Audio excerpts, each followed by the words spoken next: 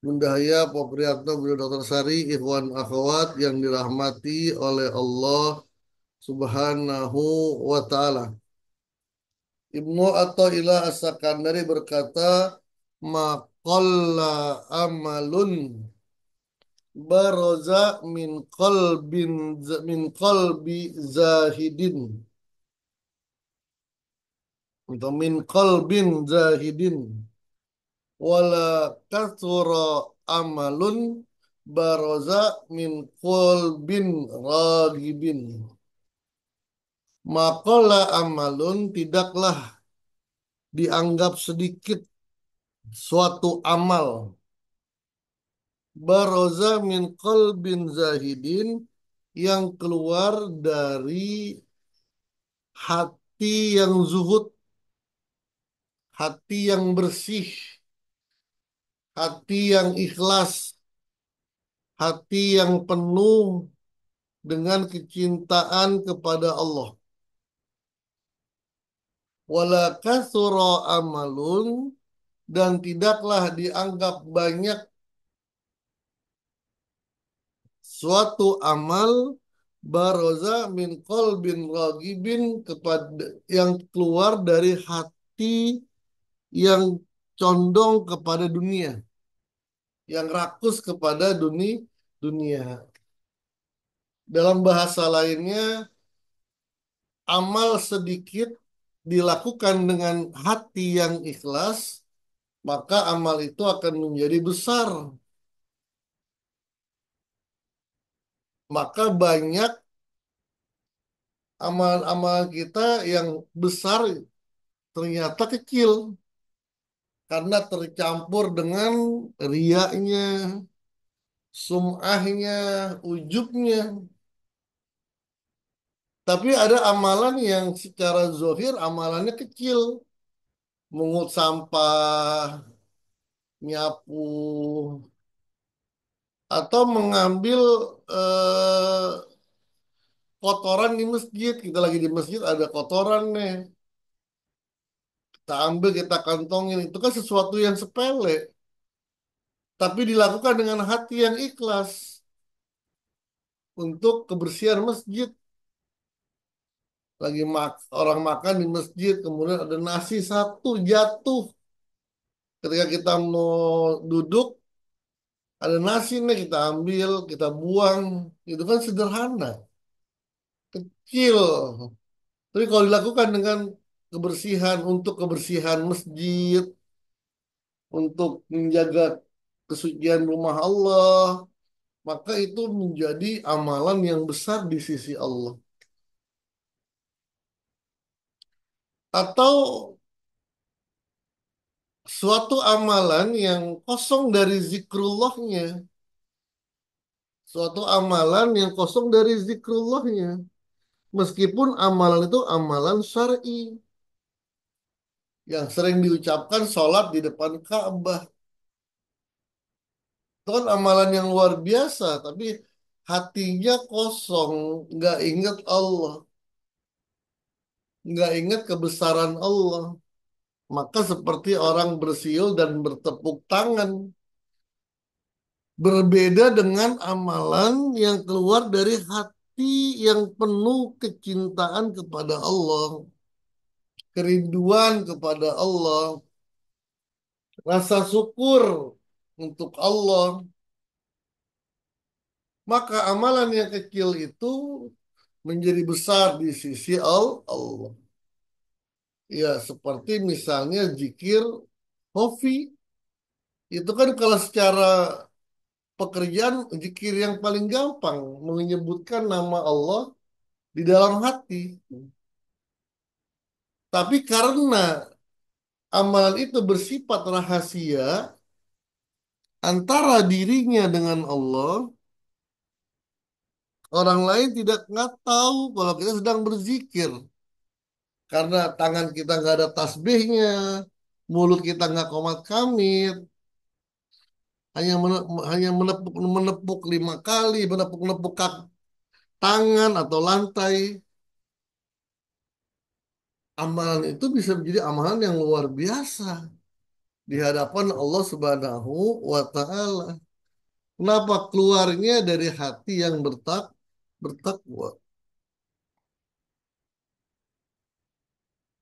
Maka sholat itu kenapa harus ikut abah, harus ikut guru mursyid. Karena amalan sholat guru kita jauh kualitasnya dengan amalan sholat kita sendiri. Maka kita tautkan rantai kita kepada beliau ketika sholat. Sehingga ketika sholat kita melihat dua Ka'bah. Ka'bah limusallin, Ka'bah lilwasilin. Ada Ka'bah untuk orang-orang sholat, ada juga Ka'bah untuk orang-orang yang sudah sampai dan akan ingin sampai kepada Allah. Ini maka kalaulah ada amalan yang sangat sedikit, ini amalan ini sholatnya gimana nih gitu, biasa-biasa aja. Tapi kalau hatinya bersih, dan itulah inti daripada toriko. Toriko itu adalah bagaimana kesucian hati sehingga amalia-amalia bisa dikerjakan dengan baik.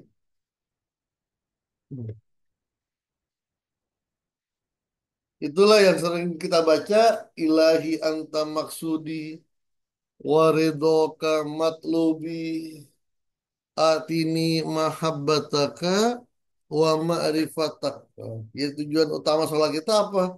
Biar cinta kepada Allah, biar sayang kepada Allah. Sampai kepada ini maka apa dan aku selalu bersama denganmu kapan saja. Maka latihlah diri kita untuk menghadirkan Allah dan merasa kita bersama dengan Allah. Dan itu memberikan keuntungan duniawi dan ukhrawi. Orang yang ingat Allah bukan berarti dia rugi. Dia akan mendapatkan keuntungan.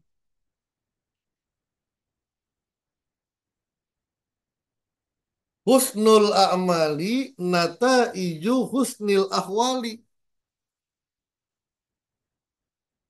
Wa husnul ahwali minat tahakkuki fi maqalatil inzali. Husnul amal, sebaik-baiknya amal, yaitu apa dikatakan amal itu baik? Kalau memiliki natijah, memiliki hasil. Apa orang yang baik dalam amalnya adalah husnil ahwal. Nataiju husnil ahwal. Buah dari baiknya hati. Ramahnya hati. Kepercayaannya hati. Itu akan apa namanya menular kepada orang lain.